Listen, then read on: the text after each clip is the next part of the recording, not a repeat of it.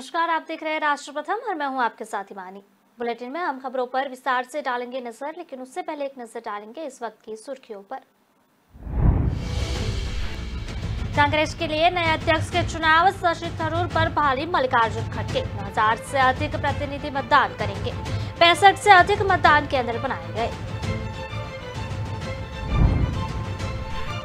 चीन में कोरोना के मामले बढ़ रहे हैं। इस बीच बिजनेस टाइटन हर्ष गोयनका ने एक वीडियो शेयर किया है। इसमें नजर आता है कि चीन के आइसोलेशन सेंटर में मरीजों की स्थिति कैदियों जैसी है। महाराष्ट्र की राजनीति में क्या होने वाला है और उद्धव ठाकरे को अभी कितना नुकसान झेलना है, यह तो भविष्य ही जाने। लेकिन फिलहाल उनके सभी सियासी दांव उल्टे पड़ रहे हैं और मुख्यमंत्री एकनाथ शिंदे उनसे भी साबित हुए हैं। कांग्रेस की भारत जोड़ो यात्रा के 1000 किलोमीटर के शनिवार पूरे हो गए। यात्रा फिलहाल कर्नाटक में है। राजस्थान वसुंधरा ग्रामीण बैंक में लूट के इरादे से खुश बदमाश से महिला बैंक मैनेजर भिड़ गई। चाकू से हमला करने और लूट के लिए धमकाने की कोशिश कर रहे बदमाश को मैनेजर ने आगे नहीं बढ़ने दिया। तो चलिए बुलेटिन की खबरों को देखते हैं विस्तार से और बात करते हैं कि कांग्रेस का नया अध्यक्ष चुनने के लिए देश भर में 9,000 से अधिक प्रतिनिधि मतदान करेंगे। मतगणना बुधवार को होगी। आमने सामने के मुकाबले में गांधी परिवार के करीबी मल्लिकार्जुन खड़गे फिलहाल शशि थरूर से आगे दिख रहे हैं। चुनाव प्रचार के दौरान शशि थरूर कई बार चुनाव में समान अवसर नहीं दिए जाने की शिकायत कर चुके हैं। बुधवार को मतों की गिनती के बाद कांग्रेस को 24 वर्ष बाद गांधी परिवार के बाहर का अध्यक्ष मिलेगा।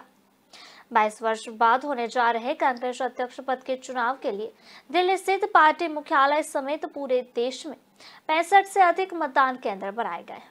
माना जा रहा है कि कांग्रेस की मौजूदा कार्यकारी अध्यक्ष सोनिया गांधी और महासचिव प्रियंका गांधी वाड्रा पार्टी मुख्यालय स्थित मतदान केंद्र पर मतदान करेंगी। वहीं भारत जोड़ो यात्रा पर निकले राहुल गांधी कर्नाटक के बेल्लारी स्थित संकनाकुलु में यात्रा कैंप में बनाए गए मतदान केंद्र पर मतदान करेंगे। राहुल के साथ ही उनके साथ यात्रा पर चल रहे 40 प्रतिनिधि भी अपना वोट डालेंगे। शशि थरूर ने खेमे की शिकायत के बाद चुनाव में उम्मीदवार के साथ पसंद की प्राथमिकता के आधार पर 1 या 2 लिखकर मतदान की प्रक्रिया को बदल दिया गया है। दरअसल मतपत्र पर एक नंबर के सामने मल्लिकार्जुन खड़गे का नाम है और नंबर 2 के सामने शशि थरूर का। ऐसे में मतदान के दौरान उम्मीदवार के नाम पर आगे 1 या 2 लिखने के विकल्प में मल्लिकार्जुन खड़गे को बढ़त मिलने की आशंका रहती। इसके बाद प्रतिनिधि को उम्मीदवार के नाम के सामने सही या निशान लगाने का विकल्प दिया गया है।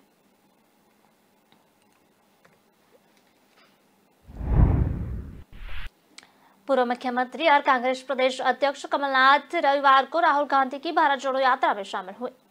कर्नाटक के बेल्लारी जिले में मौका में उन्हें राहुल गांधी के साथ पदयात्रा की। पदयात्रा में शामिल होने के बाद प्रदेश कांग्रेस अध्यक्ष कमलनाथ ने ट्वीट किया कि आज कर्नाटक के बेल्लारी पहुंचकर राहुल गांधी अपनी भारत जोड़ो यात्रा में शामिल हुए। भारत यात्रियों का उत्साह व हजारों की तादाद में उपस्थित जनता को इस यात्रा के प्रति स्नेह प्यार देखकर अभिभूत हुआ। उन्होंने एक अन्य ट्वीट में रामप्रसाद बिस्मिल की पंक्तियां शेयर करते हुए लिखा कि पलट देते हैं हम मौजे हवादिस अपनी जरूरत से कि हमने आंधियों में भी चिराग अक्सर जलाए हैं। प्रदेश कांग्रेस अध्यक्ष ने भारत यात्रियों से भी मुलाकात की और उनके अनुभव जाने। कमलनाथ ने पूर्व मुख्यमंत्री दिग्विजय सिंह समेत प्रदेश के अन्य भारत यात्रियों से बातचीत की। कमलनाथ के साथ उनके बेटे और छिंदवाड़ा से सांसद नकुलनाथ भी थे। भारत जोड़ो यात्रा के मध्य प्रदेश में समन्वयक पीसी शर्मा ने भी राहुल गांधी के साथ कदम ताल किए। पीसी शर्मा ने राहुल गांधी के साथ पदयात्रा में शामिल हुए। उनको प्रदेश में यात्रा के रूट के संबंध में चर्चा की। मध्य प्रदेश में राहुल गांधी की यात्रा दिसंबर के प्रथम सप्ताह में प्रवेश करना संभावित है। यात्रा बुरहानपुर जिले से प्रवेश करेगी। मध्य प्रदेश में 16 दिन में 382 किलोमीटर यात्रा चलेगी। बोजली, छंगाव, माखन, सनावद, बड़वाह, इंदौर, उज्जैन, आगर, सुरसनेर होते हुए राजस्थान की तरफ एंट्री करेगी। राहुल गांधी उज्जैन में एक बड़ी जनसभा को भी संबोधित करेंगे। बात करते हैं कोरोना केस की। चीन में कोरोना के मामले ज्यादा बढ़ रहे हैं। इस बीच टाइकुन हर्ष गोयनका ने एक वीडियो शेयर किया है। इसमें नजर आता है कि जिस चीन में आइसोलेशन सेंटर में मरीजों को रखा गया है उनकी स्थिति कैदियों जैसी हो गई है। गोयनका ने जो वीडियो शेयर किया है उसमें कुछ जेल की बैरक जैसे कमरे दिख रहे हैं। सफेद रंग के इनबॉक्स में छोटी छोटी खिड़कियां खुलती है और पीपीई किट पहने एक व्यक्ति उसमें से कुछ देता है। गोयनका ने इसके साथ कैप्शन लिखा, अगर आप सोच रहे हैं कि यह जेल है तो आप गलत है। यह जेल नहीं है बल्कि चीन का कोविड आइसोलेशन सेंटर है। हालांकि अभी तक पता नहीं चल सका है कि वीडियो चीन के किस प्रांत का है। रिपोर्ट के मुताबिक इन आइसोलेशन सेंटर में कई गर्भवती महिलाएं और कोरोना संक्रमित बच्चे भी बंद हैं। संक्रमित लोगों को इस तरह के आइसोलेशन में देखकर हैरान है। यह वीडियो सामने आने के बाद लोग सोशल मीडिया पर प्रतिक्रियाएं दे रहे हैं। एक यूजर ने लिखा कि कुछ गड़बड़ लग रही है। इतनी तैयारी और सख्ती के बाद भी चीन में कोरोना के मामले बढ़ रहे हैं। समझ नहीं आ रहा है वो अब क्या छिपा रहे हैं। एक अन्य यूजर ने लिखा, मुझे लग रहा है कि चीन में कोई दूसरी खतरनाक बीमारी आ गई है। चीन ने बढ़ते कोरोना मामलों को देखते हुए फिर अपनी जीरो कोरोना पॉलिसी सख्त कर रहा है। देश के सार्वजनिक संस्थानों जैसे पार्क, शॉपिंग मॉल, थिएटर में प्रवेश के लिए कोरोना नेगेटिव रिपोर्ट दिखाना अनिवार्य हो गया है। 72 घंटे से ज्यादा पुराना रिपोर्ट स्वीकार नहीं की जाएगी।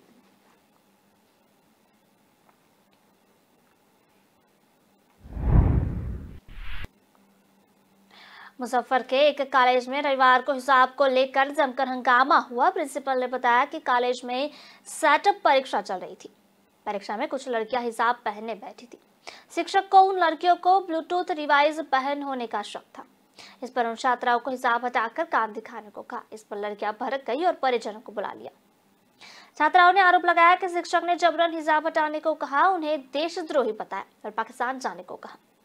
हंगामा होने पर पुलिस भी पहुंची। बाद में प्रिंसिपल ने लड़कियों को समझाया और मामला शांत कराया।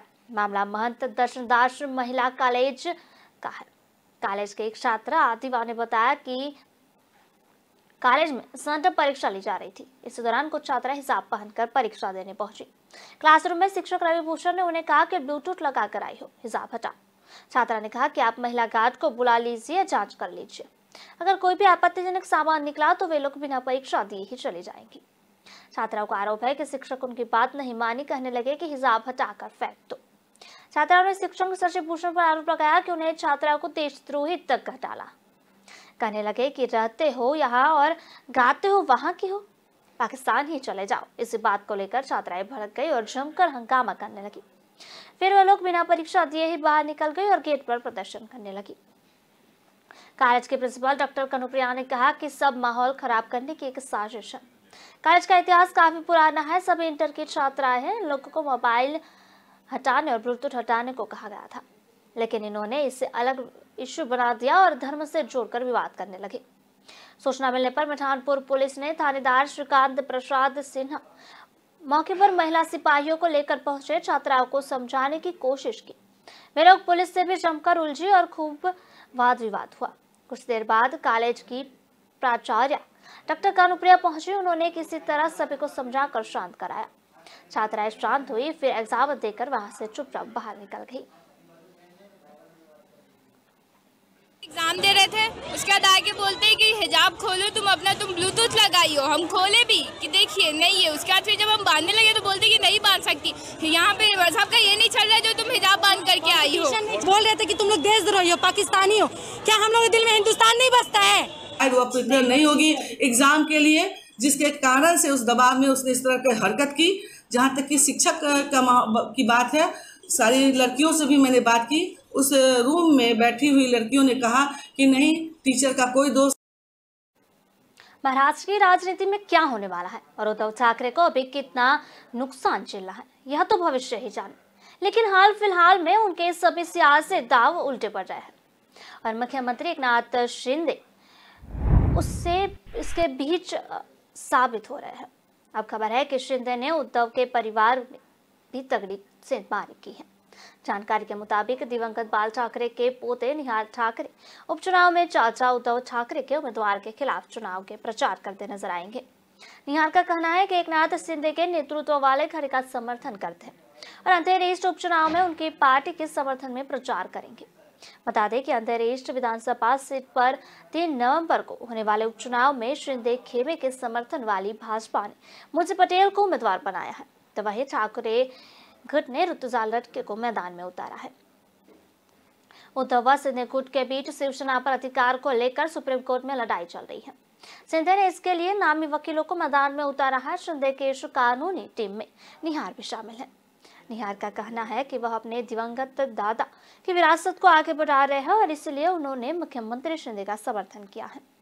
निहार ठाकरे बाल ठाकरे के बेटे बिंदु माधव ठाकरे के बेटे हैं।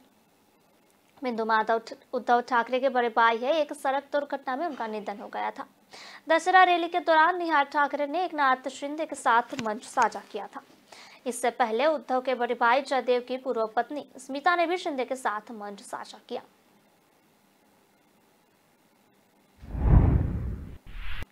आम आदमी पार्टी ने गुजरात विधानसभा चुनाव के लिए 12 उम्मीदवारों की 5वीं सूची जारी कर दी। 5वीं सूची में पार्टी ने भुज से राजेश पंडोरिया, इदार से चंदीबाई परनामी, निकोल से अशोक गजरेरा, साबरमती से जसवंत ठाकुरी, टंकारा से संजय भट्टसन, कटिनार से वल्लभी भाई मकवाना, महुता से रवजी भाई सुमाबाई वाघेला, बारासिनोर से उदय सिंह चौहान, मोरवा हदाव से बानाभाई डामोर, जालोद से अनिल गरासिया, देरीपदा से चतर वसावा, व्यारा से बिपिन चौधरी सुबह को टिकट दिया गया है। उम्मीदवारों को चौथी सूची में 12 सीट शामिल हैं, जिनमें से 2 गरबाडा और खंडवी अनुसूचित जनजाति के लिए आरक्षित है। इन 12 में से 2 सीटों 2017 में कांग्रेस ने जीती थी, जबकि 10 पर भाजपा ने जीत दर्ज की थी। इन दर्जन पर सीटों में से 2 अमराईवाड़ी और वटवा अहमदाबाद शहर में है, जबकि 1 लिंबायत सूरत में है। गुजरात आप के अध्यक्ष गोपाल इटालिया ने बताया कि उम्मीदवारों की सूची में हिम्मतनगर सीट से निर्मल सिंह परमार, गांधीनगर दक्षिण से दौलत पटेल का नाम है। इसके अलावा कुलदीप वाघेला सानंद सीट से हैं, फटवा से विपिन पटेल, अमराईवाड़ी से भरत पटेल, कैसोद से राजूभाई चुड़ासमा, थसरा खेड़ा जिला से नटवर राठौर, पंचमहाल जिला शहर से तख्त सिंह सोलंकी, कलोल पंचमहाल जिला से दिनेश बारिया, गरबाड़ा से सुरेश भाभोर, लिंबायत सूरत से पंकज तायरे और खंडवी से पंकज पटेल को टिकट दिया गया है।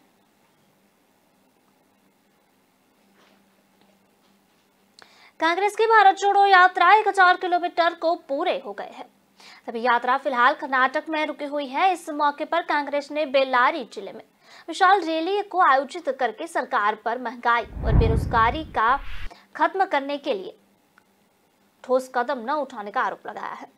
इस रैली में राहुल गांधी ने कहा कि प्रधानमंत्री पहले शिकायत किया करते थे कि गैस सिलेंडर का दाम 400 रुपए हो गया है, लेकिन अब जब इसका दाम 1000 रुपए से ज्यादा हो गया है तो क्या वे लोग इसका जवाब दे सकते हैं।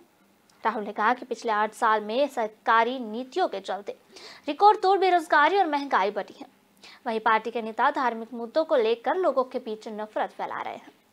कांग्रेस ने 7 सितंबर को यह यात्रा शुरू की। भारत जोड़ो यात्रा तमिलनाडु के कन्याकुमारी से केरल, आंध्र प्रदेश, कर्नाटक, तेलंगाना, महाराष्ट्र, मध्य प्रदेश, गुजरात एवं राजस्थान, यूपी, दिल्ली, हरियाणा और पंजाब होते हुए केंद्र शासित प्रदेश कश्मीर तक जाएगी। राहुल की यह यात्रा करीब 3570 किलोमीटर की है। इस यात्रा के जरिए कांग्रेस 372 लोकसभा सीटों पर फोकस कर रही है। कन्याकुमारी से श्रीनगर के लिए निकली कांग्रेस की भारत जोड़ो यात्रा में कुल 119 भारत यात्री शामिल हैं। भारत यात्री यानी वे लोग जो 3570 किलोमीटर की यात्रा पैदल पूरी करेंगे। इनमें 32 महिलाएं भी है। यात्रा में सबसे ज्यादा यूपी से 16 यात्री हैं, लेकिन यह यात्रा सिर्फ 2 दिन रहेगी। दूसरे नंबर पर मध्य प्रदेश है, यहाँ से 11 लोग इसका हिस्सा बनेंगे। एमपी में यह यात्रा 16 दिन तक रहेगी।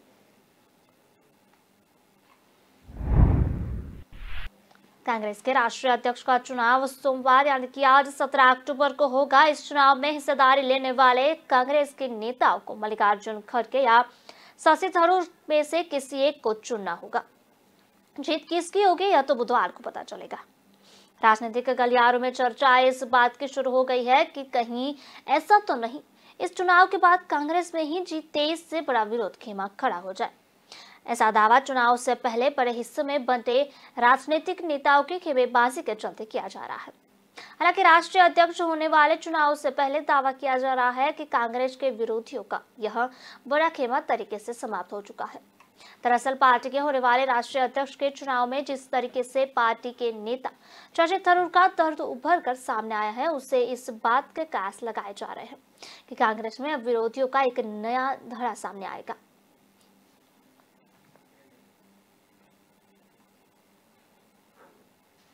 खबरों का सिलसिला लगातार जारी रहेगा। मिलते एक छोटे से ब्रेक के बाद।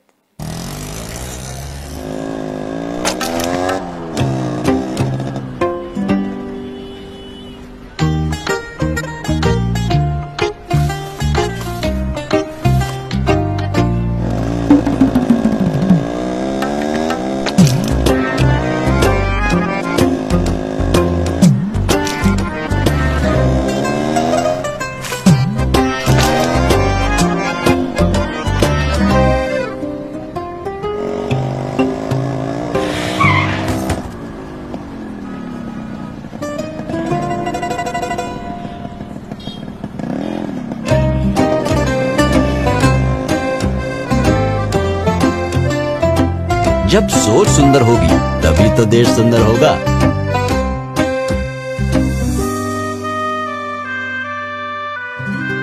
JSW paints, think beautiful. Karnataka के बेल्लारी में राहुल गांधी की भारत जोड़ो यात्रा के दौरान एक बड़ा हादसा हो गया। बताया जा रहा है कि इस यात्रा में शामिल 4 कार्यकर्ता करंट की चपेट में आ गए। पाकिस्तान के बलूचिस्तान प्रांत में हाईकोर्ट के पूर्व चीफ जस्टिस की गोली मारकर हत्या कर दी गई। हमलावरों ने शुक्रवार को खारान जिले में एक मस्जिद के बाहर मोहम्मद नूर मस्कान जई को गोली मारी।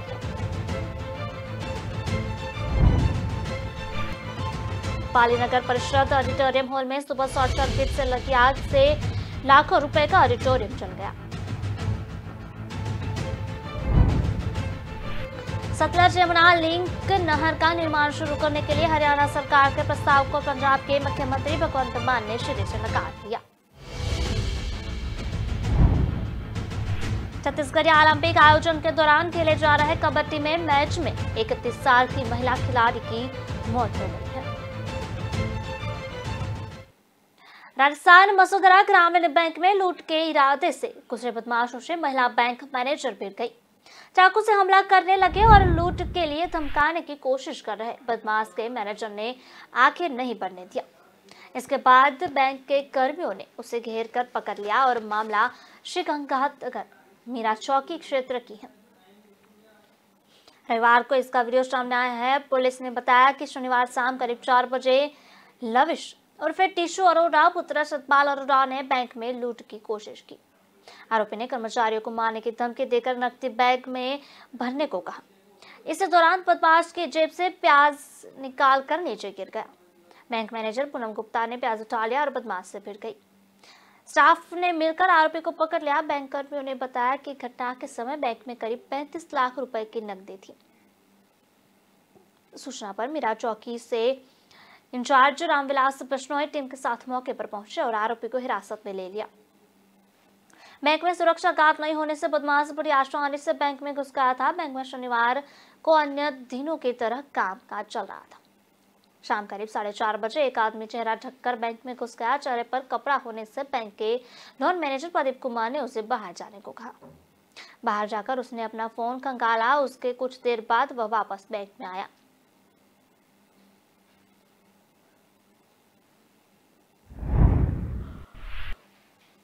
दिवाली के पूर्व इनकम टैक्स विभाग ने इंदौर में 2 रियल एस्टेट कारोबारियों के 32 ठिकानों पर छापा मारा।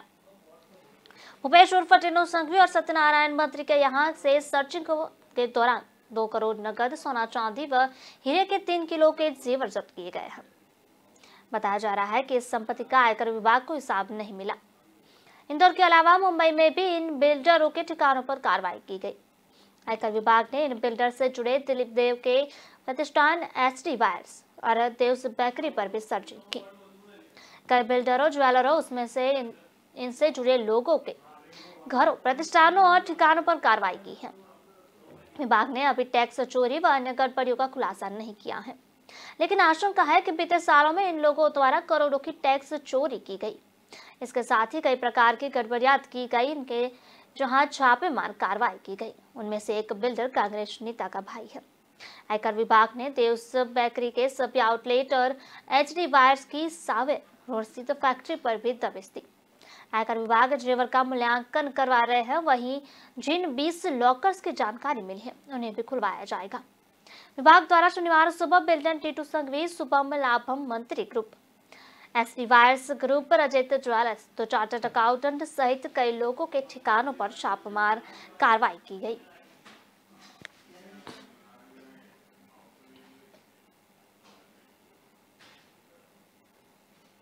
कर्नाटक के बेल्लारी में राहुल गांधी की भारत जोड़ो यात्रा के दौरान एक बड़ा हादसा हो गया। बताया जा रहा है कि इस पद यात्रा में शामिल 4 कार्यकर्ता करंट की चपेट में आ गए हैं, जिसके बाद वे गंभीर रूप से घायल हो गए। सभी को नजदीकी अस्पताल में भर्ती करवाया गया। इन सभी कार्यकर्ता हाथ में झंडा और लोहे की छड़ लिए हुए थे, जिसके बाद ये बिजली के तार की चपेट में आ गए।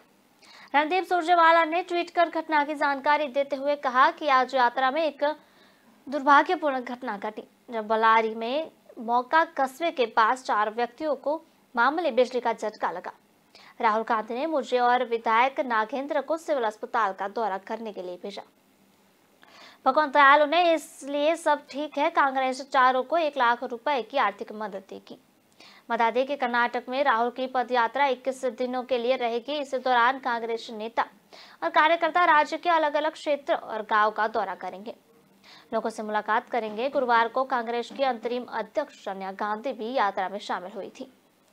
इस दौरान कुछ भावुक क्षण भी देखने को मिला था, जिसमें राहुल गांधी अपनी मां को जूते के फीते बांधते दिखाई दे रहे थे। इस यात्रा के दौरान राहुल 12 राज्य से गुजरकर 3570 किलोमीटर लंबी दूरी तय करने वाले हैं। यह यात्रा 5 महीनों तक रुकेगी। कांग्रेस का कहना है कि राहुल गांधी आर्थिक विषमता, सामाजिक ध्रुवीकरण, राजनीतिक केंद्रीकरण की समस्याओं और विचारधाराओं की लड़ाई के रूप में यह रैली कर रहे हैं।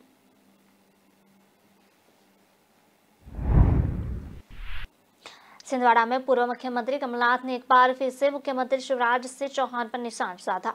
उन्होंने कहा कि 18 साल में शिवराज सिंह चौहान 20,000 घोषणाएं कर चुके हैं। वे घोषणावीर बन चुके हैं। जहां नदी नहीं होती वहां भी पुल का निर्माण की घोषणा कर देते हैं।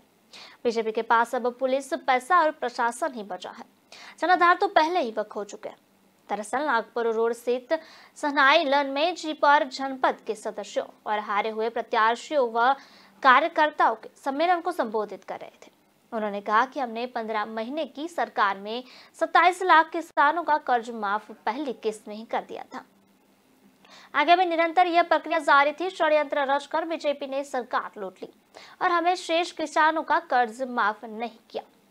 इस सम्मेलन में पूर्व मंत्री दीपक सक्सेना, प्रदेश कांग्रेस अध्यक्ष गंगा प्रसाद तिवारी, जिला कांग्रेस अध्यक्ष विश्वनाथ ओक्टे, श्रीमती नेहा सिंह, जिला पंचायत उपाध्यक्ष अमित सक्सेना, महापौर विक्रम आहके, 7 विधायक और तमाम पदाधिकारी भी यहाँ मौजूद रहे।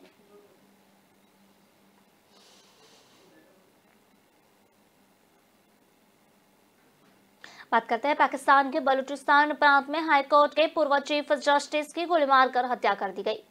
हमलावरों ने शुक्रवार को खरान जिले में एक मस्जिद के बाहर मोहम्मद नूर मस्कनाई को गोली मारी। खरान एसपी ने बताया कि हमले में उन्हें पूरी तरह से घायल हो गए। इसके बाद उन्हें अस्पताल लाया गया, जहां उनका इलाज के दौरान उन्होंने अपना दम तोड़ दिया। मस्कान जई ने अपने ऐतिहासिक फैसले में रिबा आधारित बैंकिंग को शरिया के खिलाफ बताया था। मस्कान जई की मौत पर बलूचिस्तान के मुख्यमंत्री मीर अब्दुल कुसूद पिंजोज ने दुख जताया है। उन्होंने कहा कि मस्कान जई एक निडर जज थे, उनके सर्विस को भुलाया नहीं जा सकता। आतंकी अपने इस कायराना हमले से देश को डरा नहीं सकते। क्वेटा बार एसोसिएशन यानी कि क्यूबे के प्रेसिडेंट अजमल खान कक्कर ने भी मस्कान जई के हत्या की निंदा की है। उन्होंने कहा कि पाकिस्तान का हर नागरिक मस्कान जई की मौत से दुखी है। खान ने हमलावरों की गिरफ्तारी और उनके खिलाफ कठोर कार्रवाई की मांग की है। बलूचिस्तान में शुक्रवार को एक कार में किए गए विस्फोट में 3 लोगों की मौत हो गई थी, जबकि 4 लोग घायल हुए थे। यह हमला मस्तुंग जिले के काबू इलाके में एक लोकल लीडर की गाड़ी में किया गया था। पिछले कुछ महीनों में पाकिस्तान में सुरक्षा व्यवस्था को लेकर कई सवाल खड़े हुए। पाकिस्तान के स्टेट लॉ मिनिस्टर शहादत हुसैन ने भी आतंकी हमले बढ़ाने की बात कही। Pakistan institute for conflict and security studies की रिपोर्ट के मुताबिक अगस्त की तुलना में सितंबर में आतंकी हमले बढ़े हैं।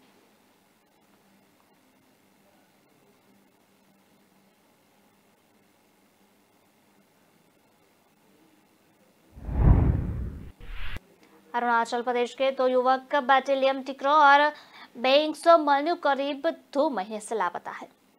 इसके परिवारों का शक है कि अरुणाचल चीन बॉर्डर पर चीनी सैनिकों ने उन्हें बंधक बना लिया। दोनों युवक जिले के कोइंगलियाज कस्बे में रहने वाले हैं और मेडिसिनल प्लांट्स की तलाश में 19 अगस्त को निकले थे। इन्हें आखिरी बार 24 अगस्त को देखा गया था। उसके बाद इनकी कोई खबर नहीं मिली है। बैटेलियन टिक्रो और बेइंगसो मल्न्यू अंजा के चकल गांव के निकले थे, लेकिन वहां पहुंचे नहीं। दोनों के परिवारों ने 9 अक्टूबर को स्थानीय पुलिस स्टेशन में खुपा के गुमशुदगी की शिकायत दर्ज की। लापता युवक को परिवारजनों का कहना है कि उन्होंने अपने स्तर पर दोनों की तलाशी की। जब उन्हें कोई सफलता नहीं मिली तो उन्हें पुलिस से शिकायत दर्ज कराई। परिवारों ने केंद्र, राज्य सरकार और सेना की मदद करने की गुहार लगाई है। टिकरो से परिवारों के एक सदस्य ने कहा कि हमने पुलिस की मदद मांगी है क्योंकि हमें संदेह है कि वे अनजाने में चीन चले गए होंगे। पुलिस का कहना है कि दोनों की तलाशी के लिए सर्च ऑपरेशन शुरू कर दिया गया है। अनजाने एसपी राय के कांसे ने कहा कि जड़ी बूटियों की तलाश में जंगलों में जाना आम बात है। हो सकता है लड़कों ने बॉर्डर के पास से किसी भारतीय के घर शरण ली हो, क्योंकि कोइलियांग से पैदल साइट तक पहुंचने में 12 दिन का समय लगता है।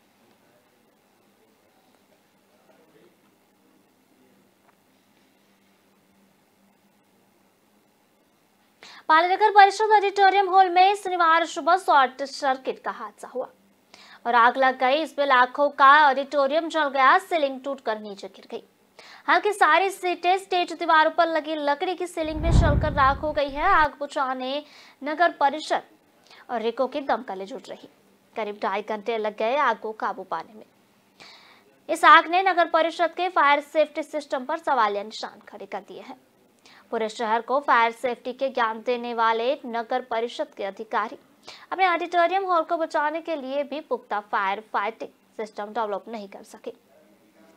मामले में नगर परिषद आयुक्त ब्रजेश राय का कहना है कि सुबह सायरन बजा था, लेकिन सफाई कर्मी समझ नहीं पाए। धुआं उठने पर आग लगने का पता चला तो तुरंत फायर ब्रिगेड को कॉल किया। प्रारंभिक जांच में सामने आया कि ऑडिटोरियम हॉल के स्टेज पर आग लगी। संभवतः शॉर्ट सर्किट में आग लगी। बता दें कि सुबह नगर निगम ऑडिटोरियम हॉल से धुआं उठता देख बड़ी संख्या में लोग मौके पर पहुंचे। हॉल में लगी आग के कारण छत की सीलिंग टूटकर नीचे गिर चुकी थी। दरवाजों तक की आग की लपटें पहुंच रही थी। मौके पर नगर परिषद और रिको के दमकल कर्मी आग बुझाने में जुट नजर आए। इधर आग लगने की खबर मिलने पर नगर परिषद सभापति रेखा भगती, आयुक्त ब्रजेश रॉय सहित कई पार्षद मौके पर पहुंचे। ज्यादा आग न फैले इसलिए फर्स्ट फ्लोर के कांच को पत्थर मारकर तोड़ दिया। सूचना पर पुलिसकर्मी भी मौके पर पहुंचे और आग पर काबू पाने में करीब 2.5 घंटे लग गए।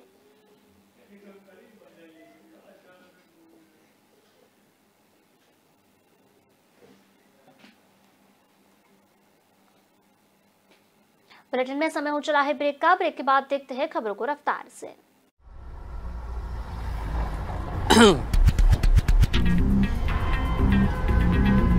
इस लड़की की जल्दबाजी का जो बोझ है इसे दुनिया नहीं समझ सकती। ये कैब से जाएगी, ये ऑटो से जाएगी। इसके मोबाइल पर ऐप खुला हुआ है, ये कैब से जाएगी। उसका एक हाथ हवा में है, ये ऑटो से ही जाएगी। कैब से, ऑटो से, कैब से, ऑटो से, कैब, ऑटो, कैब। ऑटो। या खुदा, ये तो रैपिडो से जाएगी। रैपिडो से। Rapido, the smartest choice always. Safe भी, तेज भी। ऐप खोलो, बुक करो, go Rapido.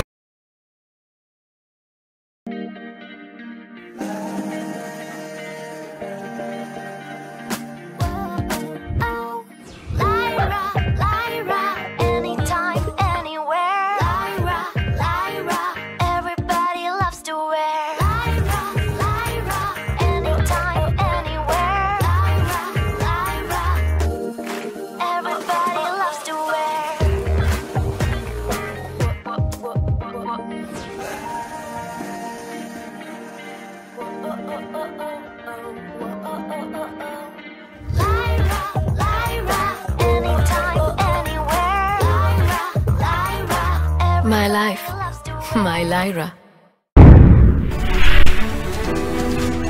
प्रधानमंत्री नरेंद्र मोदी ने 75 जिलों में 75 डिजिटल बैंकिंग इकाइयों का राष्ट्र को समर्पित किया। इस दौरान उन्होंने देशवासियों को शुभकामनाएं भी दी। पीएम ने कहा कि आज देश डिजिटल इंडिया के सामर्थ्य का फिर एक बार से साक्षी बन रहा है। 75 डिजिटल बैंकिंग यूनिट से देश के 75 जिलों में धरातल पर उतर रही है। उन्होंने कहा, भारत के सामान्य मानवीय के जीवन को आसान बनाने का जो अभियान देश में चल रहा है, डिजिटल बैंकिंग यूनिट्स उस दिशा में और एक और बड़ा कदम है। यह ऐसी विशेष बैंकिंग व्यवस्था है जो मिनिमम डिजिटल इंफ्रास्ट्रक्चर से मैक्सिमम सेवाएं देने का काम करेगी। उन्होंने कहा कि हम सामान्य मानवीय के जीवन स्तर को बदलने का संकल्प लेकर दिन रात मेहनत कर रहे हैं। हमारा संकल्प है व्यवस्थाओं में सुधार का, पारदर्शिता लाने का और आखिरी पंक्ति में खड़े व्यक्ति तक पहुंचने का।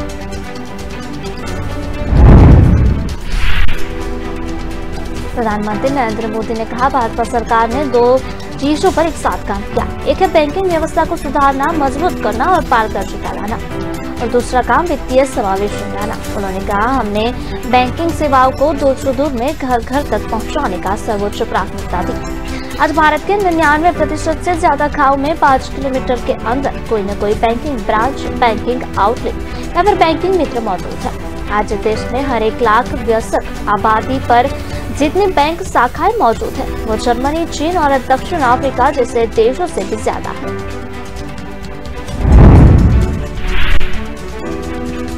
प्रधानमंत्री नरेंद्र मोदी ने कहा कि IMF के हमारे डिजिटल बैंकिंग बुनियादी ढांचे के प्रयासों की सराहना की है। इसका श्रेय गरीबों, किसानों और मजदूर वर्ग को जाता है, जिन्होंने नई डिजिटल तकनीक को अपनाया और इसे अपने जीवन का हिस्सा बना लिया। उन्होंने कहा, हम अपने जनधन अकाउंट की मुहिम शुरू तब आवाज उठी थी कि गरीब बैंक खाते का क्या करेंगे। यहाँ तक कि इस फील्ड के कई एक्सपर्ट भी नहीं समझ पा रहे थे इस अभियान का महत्व क्या है, लेकिन बैंक खाते की ताकत क्या होती है ये आज पूरा देश देख रहा है।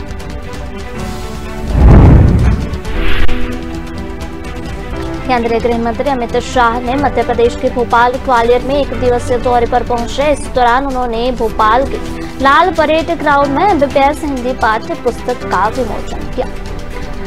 अमित शाह ने कहा कि यह दिन भारत के शिक्षा क्षेत्र में बहुत महत्वपूर्ण दिन माना जाएगा। जब भी आने वाले दिनों में इतिहास लिखा जाएगा, तभी आज के दिन को सुवर्ण अक्षरों से लिखा जाएगा। यह देश में शिक्षा क्षेत्र के पुनर्जागरण का एक क्षण है।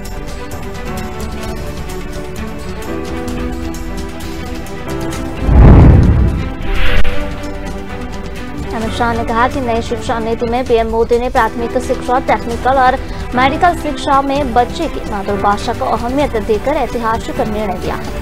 वहीं शिवराज सिंह सरकार ने देश में सबसे पहले मेडिकल की शिक्षा हिंदी में शुरू करके प्रधानमंत्री की इच्छा को पूर्ति की है।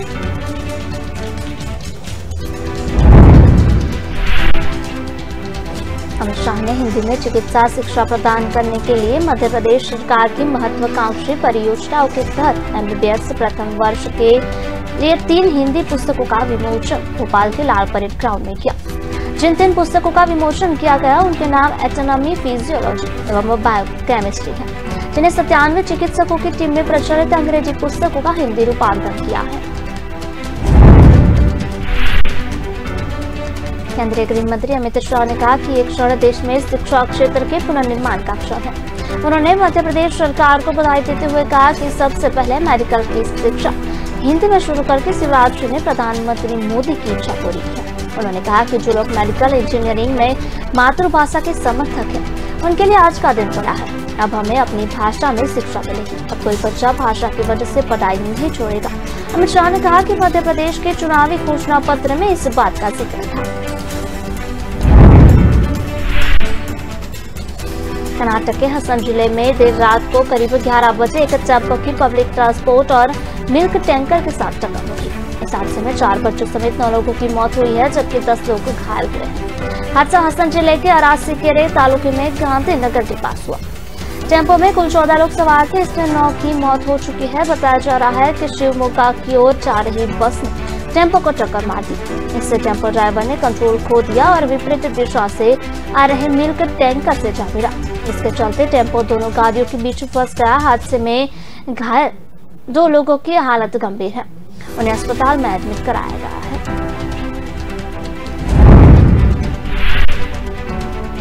जम्मू कश्मीर में फिर टारगेट किलिंग का मामला सामने आया है। आतंकियों ने शनिवार को दक्षिण कश्मीर के शोपिया जिले में कश्मीरी पंडित पर फायरिंग कर दी। इससे वह गंभीर रूप से घायल हो गए। उन्हें अस्पताल में भर्ती कराया गया, जहां डॉक्टर्स ने उसे मृत घोषित कर दिया। पुलिस ने बताया कि मृतक की पहचान चौधरी को निवासी बर्नन कृष्ण भट्ट के रूप में हुई। वह सुबह 11 बजे अपने घर के पास बागान में काम के लिए जा रहे थे और इस दौरान आतंकी आए और उन पर ताबड़तोड़ फायरिंग कर दी।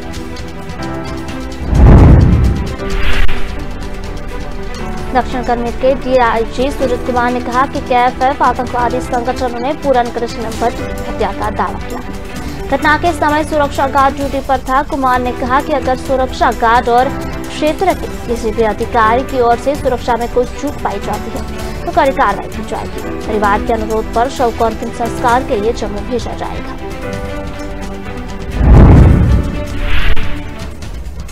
पूरन कृष्ण भट्ट के रिश्तेदारों को कहना है कि भट्ट के परिवार ने 90 के दशक में जब कश्मीरी पंडितों को घाटी छोड़ने के लिए मजबूर किया गया था तभी पलायन किया था। भट्ट के 2 बच्चे हैं, बेटी 7वीं में और बेटा 5वीं क्लास में पढ़ता है। घाटी में बढ़ रही हत्याओं की वजह से भट्ट अपने घर से बाहर भी नहीं निकलते थे, घर के अंदर ही रहते थे। उन्होंने बताया, इस घटना के बाद हम सभी बहुत डरे हुए हैं। केंद्रीय जल शक्ति मंत्री गजेंद्र सिंह शेखावत ने भावनगर जिले में पालीताना से शिहोरी तक गुजरात गौरव यात्रा कर क्षमता जनार्दन से सीधा संवाद स्थापित किया। शेखावत ने जनसभाओं में कहा कि गुजरात की जनता ने अपने वोट की ताकत से मोदी को दिल्ली तक पहुंचाया, जिससे आज देश नए सुधारों के साथ बदल रहा है। गुजरात के एक मत ने देश को सशक्त करने का काम किया। शेखावत ने कहा कि गुजरात का गौरव गान आज पूरी दुनिया गाती है, विकास की कलम से लिखी कहानी भी दोहराती है। पीएम मोदी द्वारा निर्मित गुजरात का विकास मॉडल आज देश ही नहीं बल्कि पूरी दुनिया में अपनी पहचान रखता है। यह मॉडल गुजरात का गर्व है, जो नवाचारों से अंतिम कतार के व्यक्ति का जीवन बेहतर बनाने का उत्कृष्ट उदाहरण है। उन्होंने कहा कि भावनगर जिले में यात्रा को मिल रहा अपार जन समर्थन बताता है कि मोदी जनता के हृदय में अमिट स्थान रखते हैं। भावनगर जिले के शिहोरी में आयोजित जनसभा में शेखावत ने प्रत्येक मत की कीमत की व्याख्या की। आम आदमी पार्टी के नेता और राज्यसभा सांसद राघव चड्ढा ने अमूल दूध की बड़ी कीमतों को लेकर केंद्र की मोदी सरकार पर जमकर निशान साधा। चड्ढा ने कहा कि सरकार की गलतियों का खामियाजा कई भारतीय परिवारों को भुगतना पड़ रहा है। दरअसल दिवाली के त्योहारों से पहले अमूल डेयरी ने दूध की कीमत में जबरदस्त बढ़ोतरी की है। अमूल ने फुल क्रीम दूध की कीमत 61 रुपए से बढ़ाकर 63 रुपए कर दी, जिससे आम लोगों को इस फेस्टिवल के सीजन में बड़ा झटका लगा है।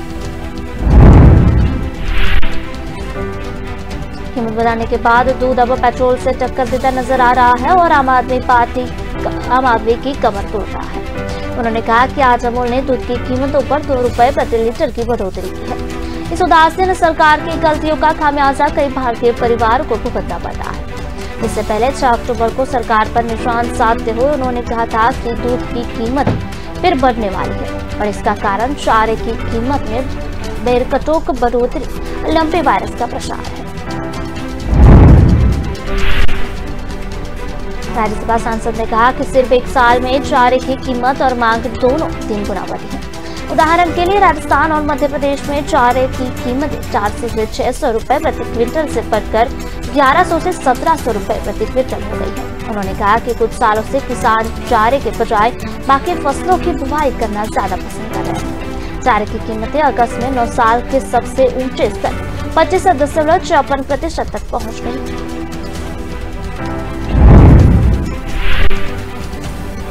पंजाब विजिलेंस के आईजी के रिश्वत देने के आरोप में पंजाब के पूर्व मंत्री सुंदर श्याम अरोड़ा को गिरफ्तार किया गया। आय से अधिक संपत्ति के मामले में विजिलेंस अधिकारी को 1 करोड़ रुपए की पेशकश की। 50 लाख रुपए एडवांस लेकर चंडीगढ़ पहुंचे, जहां इन्हें गिरफ्तार कर लिया गया। अरोड़ा पहले कांग्रेस में थे और कैप्टन अमरिंदर सिंह के सीएम रहते मंत्री रहे। कैप्टन को हटाने के बाद कुछ दिन पहले उन्होंने कांग्रेस से छोड़ भाजपा ज्वाइन कर ली।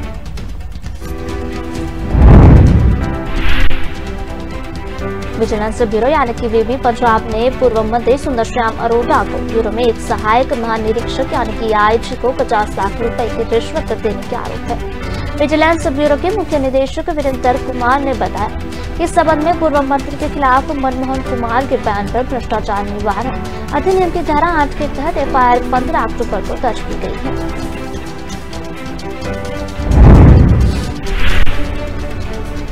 मुख्य निदेशक ने बताया कि आज मनमोहन कुमार ने शिकायत की है कि अरोड़ा ने उनसे 14 अक्टूबर को मुलाकात की और उनके खिलाफ दर्ज सतर्कता जांच में पक्ष लेने के लिए उन्हें 1 करोड़ रुपए की पेशकश की। पूर्व मंत्री ने अगले दिन 15 अक्टूबर को 50 लाख रुपए और बाद की तारीख में शेष राशि का भुगतान करने की पेशकश की। इस मामले में अरोड़ा को गिरफ्तार किया गया, उसके पास से 50 लाख रुपए बरामद किए गए।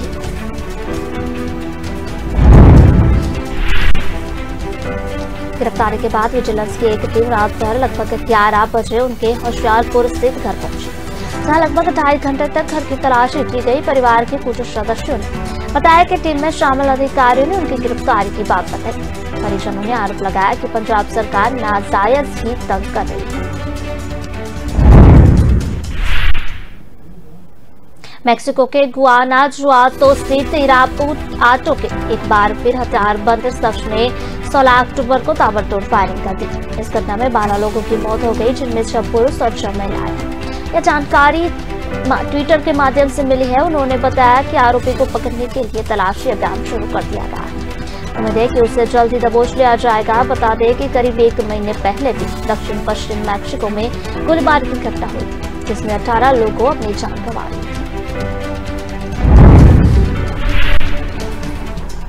जानकारी के मुताबिक बीएनओ स्थानीय अधिकारियों के हवाले से बताया गया है कि बंदूकधारियों ने यूरेरो राज्य के सिटी हॉल में ताबड़तोड़ फायरिंग की। इसमें शहर के मेयर सहित 12 लोगों की मौत हो चुकी है। बताया जा रहा है कि हमलावर ने कई राउंड गोलियां चलाई, जिससे बचने के लिए लोग इधर उधर भागते नजर आए।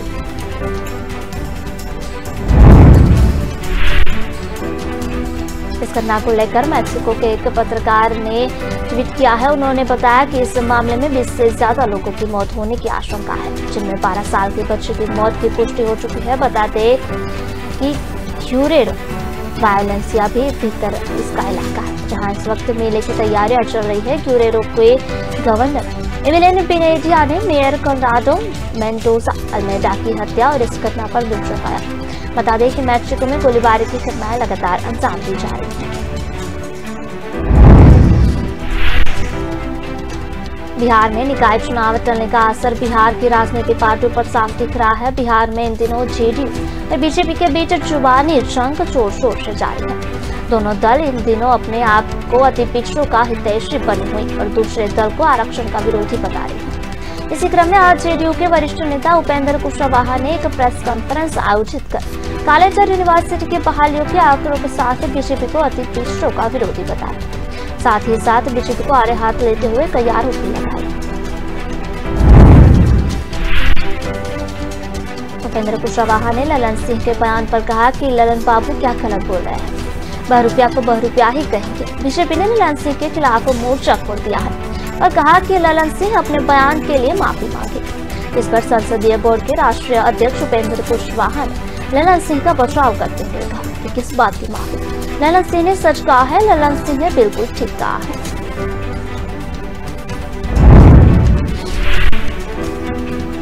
उन्होंने उपेंद्र कुशवाहा ने बीजेपी पर हमला बोलते हुए कहा कि नीतीश कुमार की देन है कि आज बीजेपी सत्ता का सुख हो गई है, उसने माफी मांगने जैसी कोई बात कहा है। उपेंद्र कुशवाहा ने कहा कि अगर समता पार्टी नहीं होती तो बीजेपी के लोग 7 जन्म में भी सत्ता पर कब्जा नहीं हो पाते। समता पार्टी और नीतीश कुमार की देन है कि आज बीजेपी केंद्र की सत्ता में है। बिहार की राजनीति में बीजेपी और जेडीयू के अलग होने के बाद से ही बयान का दौर चल रहा है।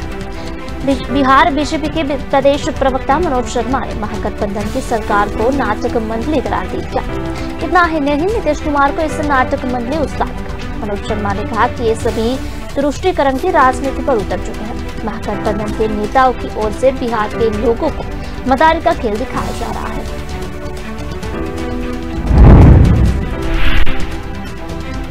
बीजेपी में पूर्व विधायक ने महागठबंधन पर दर्ज कसते हुए कहा कि महागठबंधन की प्रस्तुति के तौर पर मदारी नाम के नाटक का मंचन किया जा रहा है, जिसमें नीतीश कुमार उस्ताद की भूमिका है तो जेडीयू के राष्ट्रीय अध्यक्ष ललन सिंह जमुरा के रोल निभा रहे हैं। आरजेडी सुप्रीमो लालू प्रसाद यादव के निर्देशन में महागठबंधन की प्रस्तुति मदारी दिखाया जा रहा है। हिमाचल विधानसभा चुनाव 2022 के लिए भाजपा 23 अक्टूबर तक अपने सभी प्रत्याशियों की सूची जारी कर देगी। कर्नाटक के हसन जिले में शनिवार रात करीब 11 बजे एक टेम्पो की पब्लिक ट्रांसपोर्ट और मिल्क टैंकर से टक्कर हो गई। केंद्रीय जल शक्ति मंत्री गजेंद्र सिंह शेखावत ने भावनगर जिले से पालिताना से शिहोरी तक गुजरात गौरव यात्रा कर जनता जनार्दन से सीधा संवाद स्थापित किया। पंजाब विजिलेंस के आईजी को रिश्वत देने के आरोप में पंजाब के पूर्व मंत्री चंद्रश्याम अरोड़ा को गिरफ्तार किया गया। बिहार में निकाय चुनाव टलने का असर बिहार की राजनीतिक पार्टियों पर साफ दिख रहा है। बिहार में इन दिनों जेडीयू और बीजेपी के बीच चुनावी जंग जोर शोर से जारी।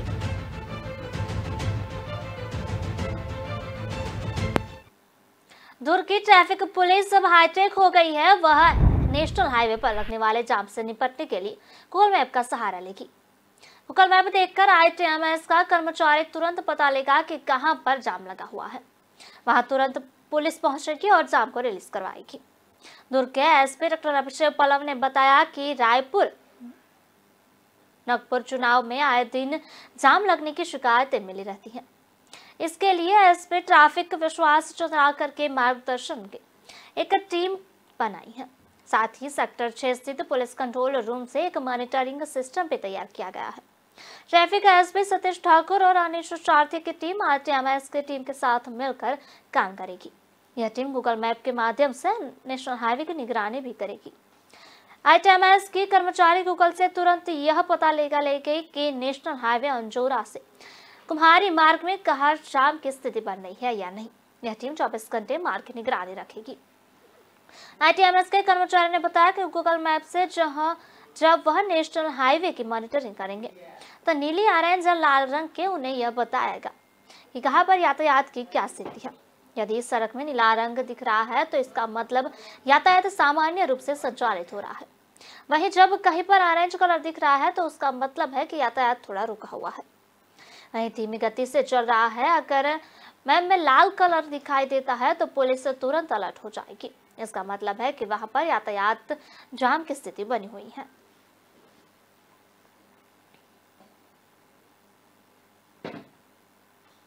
सतलज यमुना लिंक नहर का निर्माण शुरू होने के लिए हरियाणा सरकार के प्रस्ताव को पंजाब के मुख्यमंत्री भगवंत मान ने सिरे से नकार दिया। उन्होंने कहा कि नहर का काम शुरू करने का कोई सवाल ही पैदा नहीं होता, क्योंकि पंजाब के पास हरियाणा को देने के लिए एक बूंद भी पानी नहीं है। साथ ही हरियाणा के सीएम के साथ मीटिंग के बाद पत्रकारों के साथ बातचीत करते हुए मान ने कहा कि जब इस नहर के लिए समझौता हुआ था तब पंजाब को 18.56 मिलियन एकड़ फुट पानी मिल रहा था, जो अब हम कम होकर 12.63 हो रहा है, जिससे साफ है कि पंजाब के पास किसी भी राज्य को देने के लिए अतिरिक्त पानी नहीं है। मुख्यमंत्री मान ने कहा कि हरियाणा को सतलुज, यमुना और अन्य नहरों से 14.10 MAF पानी मिल रहा है, जबकि पंजाब को केवल 12.63 पानी मिल रहा है। उन्होंने कहा कि हरियाणा के पास कम क्षेत्रफल होने के बावजूद पंजाब की अपेक्षा अधिक पानी मिल रहा है, लेकिन फिर भी वह पंजाब से और पानी की मांग कर रहा है।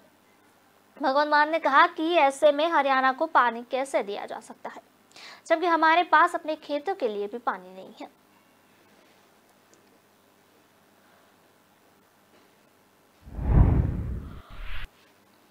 हरियाणा के गृह एवं स्वास्थ्य मंत्री अनिल विज ने एसवाईएल मुद्दे पर टिप्पणी करते हुए पंजाब सरकार और दिल्ली के मुख्यमंत्री पर निशान साधा है। गृह मंत्री ने कहा कि उन्हें लगता है कि मान साहब को उनके अधिकारियों ने गलत किताब पढ़ा दी। मंत्री विज ने अरविंद केजरीवाल को भी निशाने पर लिया है। उन्होंने कहा कि केजरीवाल इनका मास्टरमाइंड है, जो पन्ना केजरीवाल ने पढ़कर भेजा है, मान ने वही पन्ना पढ़ दिया होगा। सीएम भगवंत मान को केजरीवाल ने पूरी तरह से टाइट कर रखा है। मान अपना अधिकार तो यूज कर नहीं सकते हैं।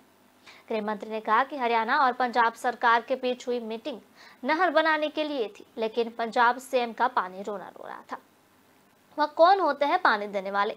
पानी हिमाचल से आ रहा है, हिमाचल से किसको कितना पानी मिले उसके लिए ट्रिब्यूनल बना हुआ है। हिमाचल जितना पानी हरियाणा को देगा वह हम ले लेंगे, लेकिन वार्ता रास्ते की है। गृह मंत्री ने कहा कि अगर इसराइल से इनको कोई तकलीफ होती है तो उसका कोई और नाम रख लेते हैं, लेकिन हमें रास्ता चाहिए। हरियाणा ने भी पंजाब को बहुत सारे रास्ते दे रखे हैं, रास्ता बंद करने का पंजाब का कोई अधिकार नहीं है। इसने कहा कि सीएम भगवंत मान ने जो जमीन डिनोटिफाई करने की बात कही है वह हरियाणा की जमीन है। हरियाणा सरकार ने उनके पैसे दिए हैं, उस जमीन को डिनोटिफाई करने का पंजाब सरकार को अधिकार नहीं है। वह जमीन वापस में हमें दिलाई जाए और अच्छी यही है कि हमें रास्ता दे दे। छत्तीसगढ़ ओलंपिक आयोजन के दौरान खेले जा रहे कबड्डी की मैच में 31 साल की महिला खिलाड़ी की मौत हो गई। कोरागांव की रहने वाली आदिवासी महिला मैच के दौरान ही मैदान पर बेहोश होकर गिर गई थी। भारतीय जनता पार्टी और महिला के परिजन अब स्थानीय प्रशासन पर आरोप लगा रहे हैं। कहा जा रहा है कि समय पर एम्बुलेंस नहीं मिलने की वजह से महिला को मौत हो गई है। मामला कोरेगांव के जिले के बांजी वन मैदान का है। 14 अक्टूबर को यह छत्तीसगढ़ ओलंपिक का आयोजन किया गया था। गांव की महिला शांति मडावी यहाँ कबड्डी खेलने पहुंची थी। खेलते खेलते शांति अचानक बेहोश हो गई। वह मैदान पर गिर पड़ी। भागकर घर वाले शांति के करीब आए और आनंद फानन में उसे जिला अस्पताल लेकर पहुंचे। शांति के पति उमेश मडावी ने कहा कि जिला अस्पताल वालों ने महिला को रायपुर भेजने की बात कही थी। सिटी स्कैन में पता चला कि सिर में ब्लड जम रहा है। परिजन उसे रायपुर लेकर आए, मगर अस्पताल पहुंचने के 5 मिनट बाद ही डॉक्टर ने शांति को मृत घोषित कर दिया। रायपुर के पचपेड़ी नाका स्थित प्राइवेट अस्पताल में मौत की खबर सुनकर भाजपा नेता अनुराग अग्रवाल परिजनों से मिलने पहुंचे। अनुराग ने परिजनों से बात की तो पता चला कि कोरागांव के जिला अस्पताल से जब महिला को रायपुर रेफर किया गया तो वहां सरकारी एम्बुलेंस खराब होने की बात कह दी गई। परिजनों से अस्पताल वालों ने कह दिया कि अपने स्तर पर व्यवस्था करके मरीज को रायपुर ले जाए। मरीज के परिजन देर तक परेशान होते रहे। उन्हें वक्त पर एम्बुलेंस नहीं मिली। यदि एम्बुलेंस समय पर मिल जाती तो महिला की जान आज बचाई जा सकती थी।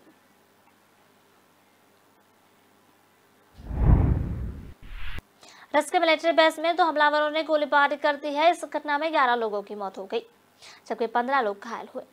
रूसी रक्षा मंत्रालय ने इसे आतंकवादी हमला बताया है। उन्होंने बयान जारी कर कहा कि दक्षिण पश्चिमी रूस के बेल्गोरोड क्षेत्र में शूटिंग हुई, जो यूक्रेन की सीमा में लगती है। सरकार की तरफ दोनों बंदूकधारियों के बारे में पूरी जानकारी नहीं दी गई, लेकिन बताया जा रहा है कि ये हमलावर पूर्व सोवियत राज्यों के थे। मंत्रालय ने कहा कि सैन्य फायरिंग रेंज पर गोलियां चलाई गई। जवाबी कार्रवाई में दोनों आतंकवादी मारे गए। दरअसल ये वही मिलिट्री बेस है जहां यूक्रेन से लड़ने वाले नागरिकों को ट्रेनिंग दी जा रही है। मारे गए लोग भी यूक्रेन से युद्ध लड़ना चाहते थे। रूस के राष्ट्रपति व्लादिमीर पुतिन ने नाटो की सेना को चेतावनी देते हुए कहा, अगर सीधे तौर पर उसकी सेना रूस को सैनिक से टकराती है तो इससे वैश्विक तबाही हो सकती है। मुझे उम्मीद है कि नाटो ऐसा कोई कदम नहीं उठाएगा, इससे वैश्विक शांति भंग हो। वे शुक्रवार को कजाकिस्तान की राजधानी अस्ताना में एक प्रेस कॉन्फ्रेंस को संबोधित कर रहे थे। दरअसल यूक्रेन के 9 शहरों पर रूस ने 10 अक्टूबर को ताबड़तोड़ 83 मिसाइलें दागी थी। इसके बाद नाटो ने जंग में यूक्रेन की मदद करने का वादा किया था। नाटो महासचिव स्टॉल्टनबर्ग ने कहा कि हम यूक्रेन की मदद से पीछे नहीं हटेंगे। G7 देशों को भी यूक्रेन के साथ खड़े रहने की बात कही है। रूस इससे पहले यूक्रेन पर परमाणु हमले की भी धमकी दे चुका है।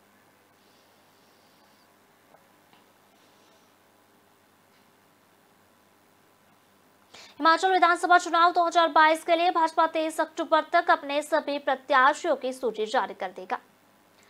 वहीं टिकटों के आवंटन को लेकर दिल्ली में इलेक्शन की कमेटी यानी कि CEC की अहम बैठक होने वाली है। इसमें पार्टी हाईकमान को लेकर भाजपा कोर ग्रुप के पदाधिकारी भाग लेंगे। पदाधिकारियों के मुख्यमंत्री जयराम ठाकुर, भाजपा प्रदेश अध्यक्ष सुरेश कश्यप, भाजपा प्रदेश प्रभारी अविनाश राय, त्रिलोक कपूर, राजीव सहजल सहित कई नेता शामिल हैं। टिकटों को लेकर बैठक में जो चर्चा होगी, इस रिपोर्ट को पार्लियामेंट्री में बोर्ड के समक्ष रखा जाएगा। इसमें भाजपा राष्ट्रीय अध्यक्ष जेपी नड्डा, केंद्रीय गृह मंत्री अमित शाह होंगे। बता दें कि इलेक्शन कमेटी की बैठक से पहले शनिवार को भाजपा कोर ग्रुप की बैठक रखी गई थी, जो किन्हीं कारणों से रद्द कर दी गई। बैठक केंद्रीय मंत्री अमित शाह के नेतृत्व में होनी थी, जो नहीं हो सकी। ऐसे में अब सीधे इलेक्शन कमेटी की बैठक में टिकटों को आवंटन के बारे में मंथन किया जाएगा। बता दें कि चुनाव टिकटें तय करने में जितनी देर होगी, प्रचार के लिए उम्मीदवारों को उतना कम वक्त मिलेगा। भाजपा से वर्तमान मुख्यमंत्री जयराम ठाकुर सबसे बड़े दावेदार हैं। अगर 2017 की तरह कोई बड़ा उलटफेर हुआ तो केंद्रीय मंत्री अनुराग ठाकुर भी सीएम का चेहरा बन सकते हैं। हिमाचल में मिशन रिपीट पर निकली बीजेपी के 8 से 12 सीटिंग एमएलए के टिकट कट सकते हैं। 1-2 मंत्रियों की सीटें भी खतरे में हैं। पार्टी के इंटरनल सर्वे और वर्करों के फीडबैक के बाद भाजपा इनकी जगह नए चेहरे को मौका देने के फॉर्मूले पर काम कर रही है। 5 सीट टाल की एंटी इनकम्बेंसी और लोकल चेहरे के प्रति इस नाराजगी काट की है। चेहरा बदलो, फार्मूला नहीं।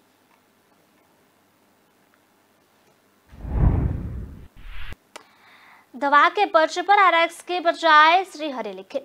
दवाई का नाम क्रोसिन लिखना है तो क्रोसिन हिंदी में भी लिखा जा सकता है, उसमें क्या दिक्कत है?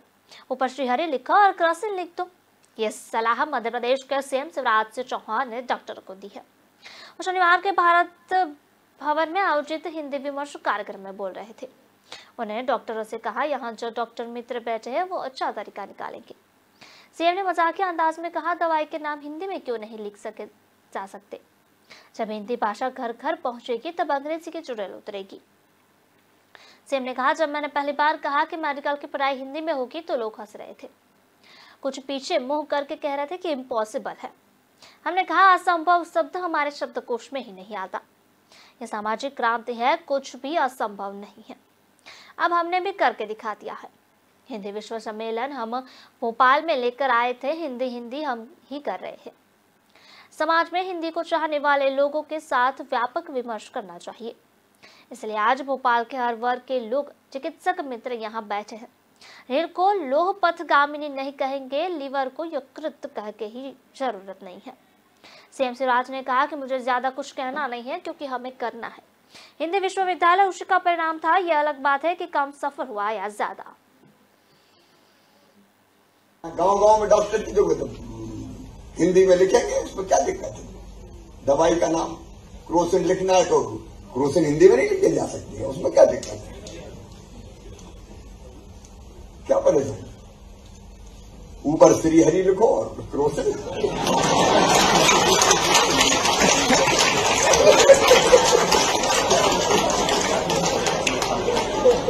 क्या जा सकता है? क्या परेशानी है?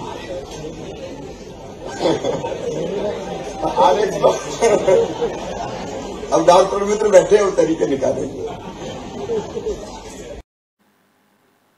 कर्नाटक के हसन जिले में शनिवार रात करीब 11 बजे एक टेम्पो की पब्लिक ट्रांसपोर्ट और मिल्क टैंकर के साथ टक्कर हो गई। इस हादसे में 4 बच्चों समेत 9 लोगों की मौत हुई है, जबकि 10 लोग घायल हुए हैं। हादसा हसन जिले के अरासीकेरे तालुके गांधीनगर के पास हुआ।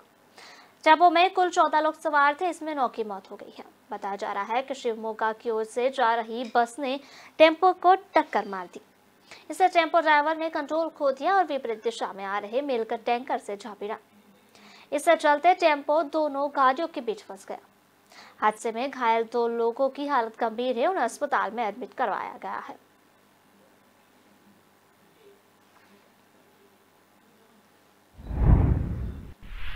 जम्मू कश्मीर में फिर टारगेट किलिंग का मामला सामने आया है। आतंकियों ने शनिवार को दक्षिण कश्मीर के शोपियां जिले में कश्मीरी पंडित पर फायरिंग कर दी। इससे वह गंभीर रूप से घायल हो गए, उन्हें अस्पताल में भर्ती किया गया है, जहां डॉक्टर्स ने उसे मृत घोषित किया है। पुलिस ने बताया कि मृतक की पहचान चौधरी गुरु से पूरन कृष्ण भट्ट के रूप में हुई है। वह सुबह 11 बजे अपने घर के पास बागान में काम किए जा रहे थे और इसी दौरान आतंकी आए और उन पर ताबड़तोड़ फायरिंग कर दी। इसके बाद उन्हें तत्काल अस्पताल में भर्ती कराया गया। पुलिस ने बताया कि हमलावरों को पकड़ने के लिए इलाके की घेराबंदी की गई है।